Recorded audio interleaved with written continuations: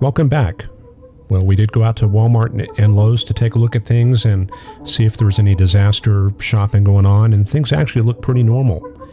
Even in Applebee's, things look pretty normal for that place also. But the weather, it feels like June out there. We've got the moisture coming up, dew points rising up into the 60s and near 70. Let's take a look at the surface map.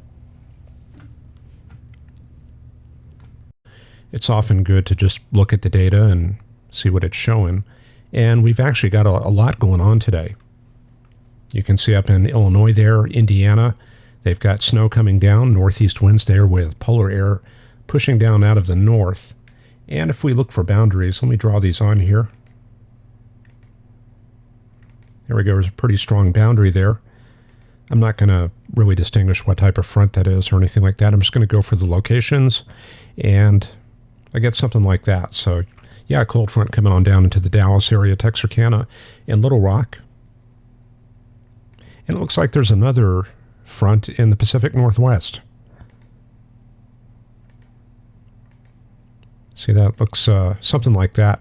Pretty good winds coming across the passes there in northwest Montana. Spokane getting north winds, snow, and looks pretty gusty there at Seattle with 41 degrees and a north wind. Looks like a lot of weather going on there in California with those strong south winds and mostly cloudy skies. We'll unravel that a little bit as we go into the charts. And in the Intermountain region, Rockies, it looks fairly mild. Lots of 50s and a few 60s. And that suggests that we've got tropical air in place in that region.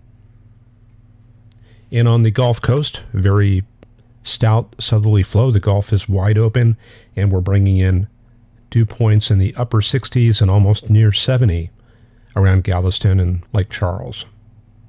And out in West Texas, we've got a little bit of a dry line, and I've placed that right there, dividing 38-degree dew points down around Marfa from 67 at Del Rio. So there's a look at California. It's pretty easy to pick out where the front is, and back in behind it, we can see that very impressive cold air advection regime off the coast. So seas are probably pretty high in that area, and it's very blustery. So there we go. There's the frontal position. That's probably what I would go with, but I wouldn't be surprised if there was something like that going on, extending more up into the Reno area. It's hard to say. We would have to look at more data. Well, here's the Pacific Northwest. You can see the clouds rotating offshore. This is probably the large upper-level low. Now, you remember there was that cold front that was trying to sneak southward across Washington, and conditions are very cold there. We can't really see the front itself, but we can see evidence of its presence. See that right there? It looks like some stratus and fog. That's likely underneath the frontal inversion. So I would end up putting the front probably back in here, maybe south of Portland, maybe something like that. So yeah, we can certainly see evidence of that front there. Northern Plains showing a lot of stratus and fog. We got a humid air mass that's pushing southwest and going upslope, so relative humidities approach 100%, and we get this large area of cloud cover right there. Texas is pretty unsettled. You can't see the surface features very well because we got that strong jet stream going across the area, bringing in clouds and obscuring the satellite view. But we do know the front is kind of in this area right there. Don't see much of a surface reflection except in Georgia, where we've got a couple boundaries there. So that's what we would look at if we were analyzing. A very warm spring day across the southeastern U.S. We've got the easterly flow coming on shore there in Florida.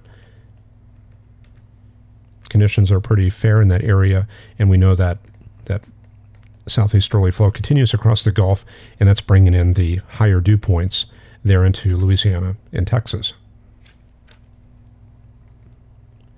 And for the Midwest and Northeast U.S., looks pretty nice in the New England area, but as you go west, out there near Illinois and Missouri, looks like a pretty powerful upper-level system moving through that region. That's not really a front, because if you go back to that thickness chart, remember the frontal boundaries are running something like that. This is kind of an upper-level system that's moving across that region, something like that. Probably a bit of a shortwave passing through that area and producing strong lift over the top of that isentropic surface there. That's a very strong case of isentropic lift. And we'll look at the upper-level chart and try to find that shortwave. And there it is. That's certainly a powerful one. Strong shortwave right there. And that's going to put all the lift out ahead of it in this area. This is at 18Z. Obviously, it's a little further into the afternoon right now. But by this evening, you can see it moves into Indiana, and that's going to put the lift out in this area. So it's going to move rapidly to the east as the evening goes by. And probably by midnight, wow, look at that. It's all the way into West Virginia, Pennsylvania, and Maryland.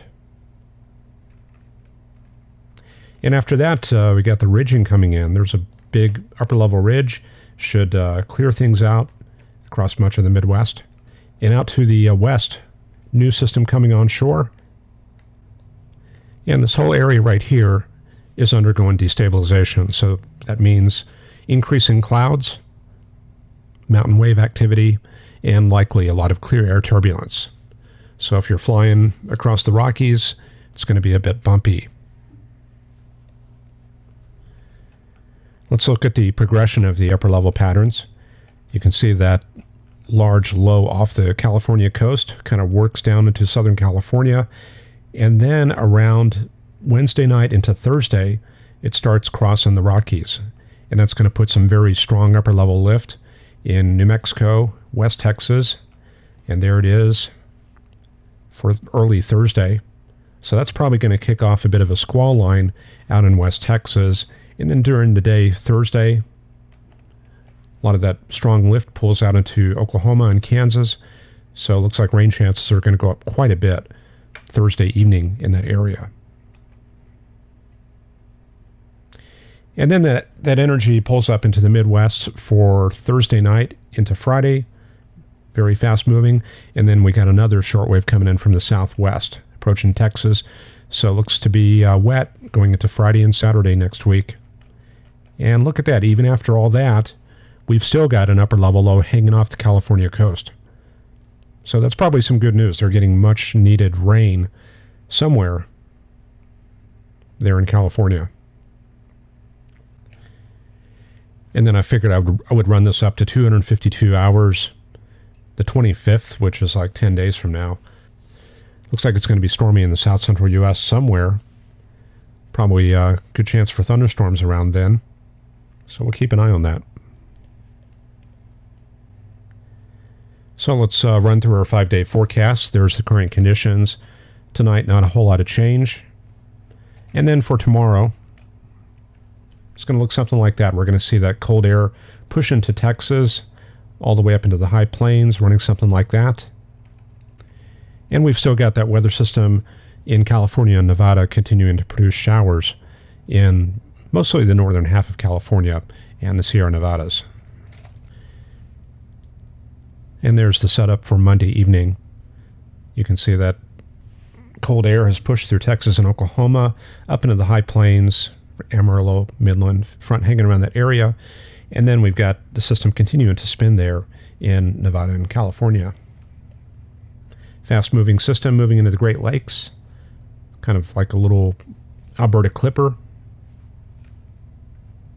Not very well developed, though.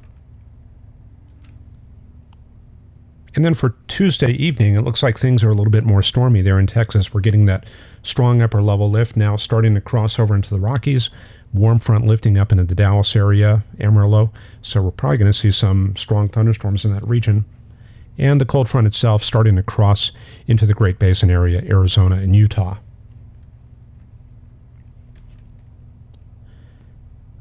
For Wednesday evening, looks like a warm front lifting up into Kansas, Missouri, and Kentucky, and chances for thunderstorms along that boundary.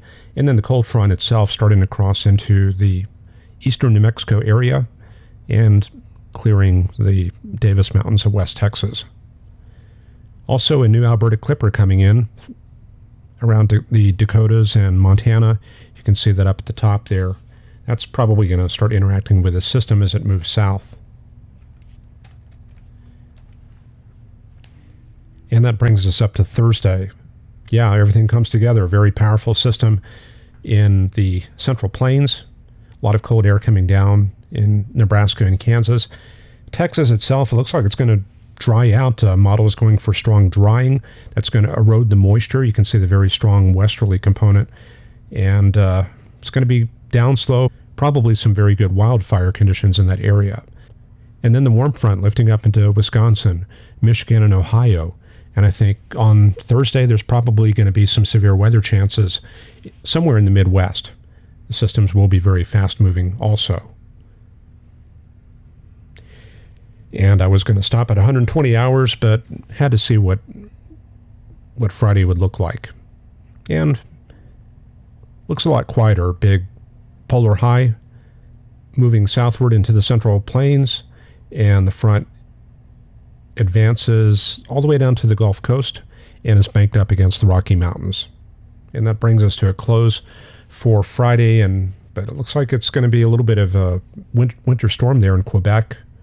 I don't know if we have anybody watching from Quebec, but yeah, it looks pretty bad there for the Maritimes, Quebec, and maybe part of Ontario. And that's the weathercast. Hope you all enjoyed it. We're going to keep trying to make it a little bit more interesting and maybe bring in some new products. And also, if you want to ask any questions, meteorology related or anything like that, definitely send that in. So if you have a forecast question or want to know more about a certain map, let us know and we'll take a look, and definitely write this address and we'll put it on for the next episode. And that's a feature we're going to have going forward, so that'll make this a little bit more interactive since we're not doing the live stream. So that's all I got for tonight. Everybody stay safe, and we will see you tomorrow. Bye-bye.